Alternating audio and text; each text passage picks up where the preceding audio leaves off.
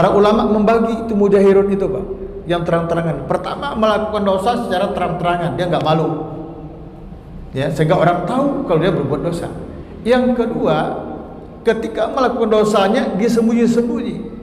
Hanya saja di kemudian hari, tak berapa lama kemudian dia cerita kepada orang, kalau saya itu dulu dan begini. Yang seperti itu Allah gak ampuni. Kenapa? Orang gak tahu, tapi dia yang ngasih tahu. Padahal menurut Allah dalam hadis tadi apa? Ketika di dunia ditutup oleh Allah, nanti di yaumul kiamah diampuni oleh Allah. Tapi ini enggak. Allah sudah tutupi itu, tetapi dia sendiri yang buka kepada orang. Ada enggak contoh seperti itu? Banyak. Nih mohon maaf nih, kita bersyukur kepada saudara kita yang bertobat. Ada yang mantan artis, ada mantan narkoba, macam-macam kan gitu kan. Kita bersyukur kepada Allah, mudah-mudahan taubat mereka diterima oleh Allah Jalla wa'ala. Termasuk taubat kita juga semoga diterima oleh Allah. Tetapi tidak sedikit di antara mereka itu mungkin karena semangat dakwahnya yang tinggi, tapi tidak didukung oleh etika dakwah, akhlak seorang hamba Allah. Dia mengatakan begini, saya itu dulu pemabuk, saya puluhan tahun saya mabuk. Kalau zina gak usah lagi ditanyalah. Tapi sekarang saya alhamdulillah sudah bertobat kepada Allah. Bapak-bapak, saudara-saudara yang saya hormati, ketika dia dulu itu berzina, pasti gak dosa? Pasti. Ketika dia mabuk-mabukkan, pasti gak? Ketika dia membunuh, pasti gak dosanya? Pasti. Tapi ketika bersangkutan bertobat, pasti gak diterima oleh Allah? Hah? Pasti gak? Pasti gak tobat dia diterima oleh Allah? Gak ada satupun kita yang tahu tobat kita diterima oleh Allah. Tidak ada satupun yang tahu. Yang kita tahu, saya ulangi, tidak ada satupun di antara kita bahwa tobat kita diterima atau tidak oleh Allah. Wallahi gak ada satupun yang tahu.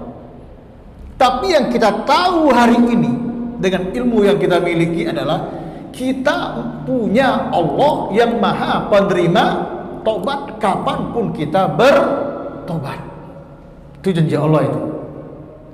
Alhamdulillah kita punya Allah, zat yang maha ghafir, zat yang maha ghafur, zat yang maha ghaffar.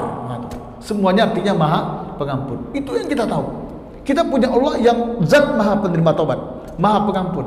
Tapi apakah dosa kita termasuk yang diampuni? Semoga. Dijamin?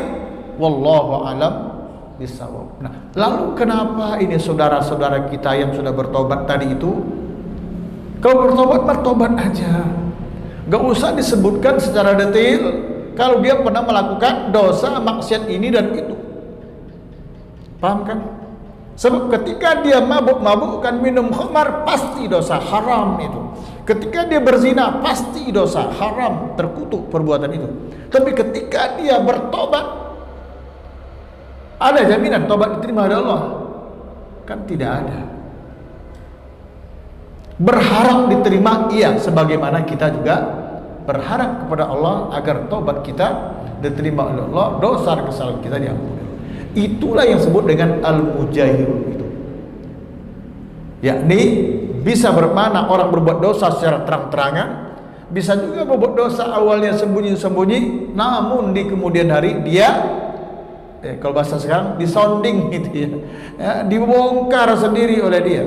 Sebenarnya Allah sudah tutup. Ya. Nah, ini yang penting dijaga, dipelihara. Karena itu kita berharap dosa-dosa kita, ya, simpanlah rapi-rapi seraya bertobat terus kepada Allah. Mudah-mudahan ada dua pertimbangan harapan kita. Pertama, kita terus bertobat kepada Allah, ya kan? Yang kedua, kita simpan rapi-rapi sehingga orang lain tidak tahu, dan harapan nanti di yaumul kiamah Allah mengatakan kepada kita, aghfiru laka, aku ampuni dosamu hari ini. Kita berharap itu. Jadi dua harapan kita mendapatkan ampun Allah. Pertama, dengan kita bertobat Allah ampuni. Yang kedua, dengan disimpan sedemikian rupa itu kemaksiatan dan dosa, mudah-mudahan besok di yaumul kiamah juga Allah ampuni. Itu harapan kita.